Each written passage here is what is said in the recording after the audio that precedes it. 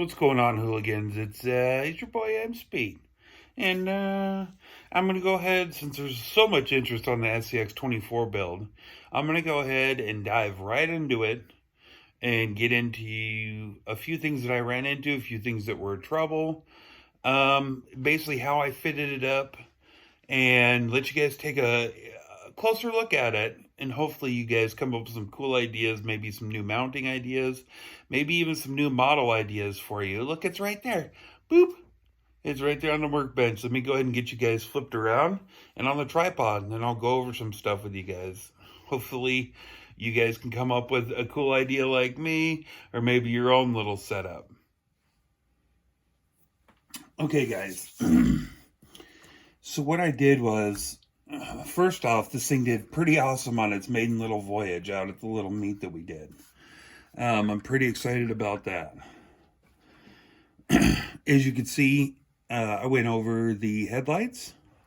They're also the fog lights. The bumper here came with the kit. I actually mounted it to, glued it to, or attached it to the front bumper here. So it helps lock the body in. Okay. And then I notched the bumper out here to notch into the frame rails to help it lock in when it grabs this magnet here. And there's a magnet on the underside here. As you can see, those magnets clip in the minute you get the bumper lined up. All right. Now, I had to shave. If you look in here, I basically cut and trimmed and shaved all this stuff. You see the wiring for the headlights that I ran, and then ran back down to the hinge here. Bunched it up behind the battery, right there, and then ran it to the front, to the ESC, spare ESC plug. Now the springs, I forget where I got the springs from, but they are cut down to fit. They're a little stiff. These are the RC four-wheel drive 1-inch tires. I'm waiting to get beadlock wheels in, but for the time being, I'm breaking in the foams. So I've got the foams. I have the spare set of wheels here, just to have the tires on. The tires aren't actually glued to this. They can pull off. That's so I can change out foams if I want, or even pull the foams all the way out. But they're a little bit smaller diameter than the original tires. Here are the original ones off the Jeep. Okay, as you can see, the diameter difference is actually quite a bit. But these smaller ones grip really good. And from what I can tell, they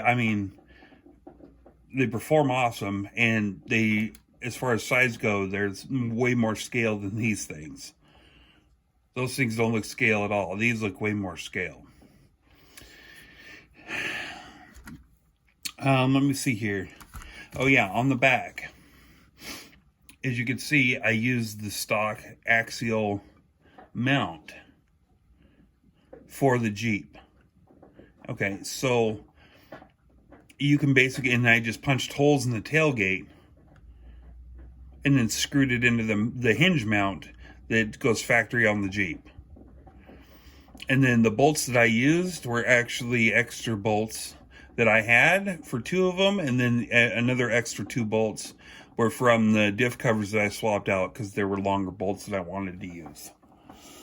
You should use longer bolts depending on how thick your tailgate or whatever you're trying to attach it through. You should use longer bolts just to make sure that it's properly secured. As you can see here from the meat, it's still muddy. This thing is pretty capable. The toolbox I made here just out of styrene. I basically just made a box out of styrene and then put diamond plate styrene on the top of it. Yeah, and I had to seal up the box to make room to carve all this stuff out in here so it would fit, because that would be showing through the bed of the truck, you see there. But I have the cover, the polystyrene cover that I put on it. Okay, a few other modifications that have been done. We all know about the wheel weight inserts, the brass C-hubs, and the brass front and rear diff covers. Okay, this thing crawls pretty, for what it is, it's pretty amazing. Maybe I'll throw some highlight footage in there for you guys. But for the time being, let me go ahead and show you this so you guys know exactly what model it was. There you go.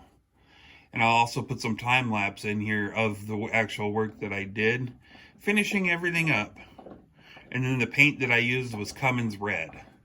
That's actual Cummins paint that I had left over from an engine job that I did.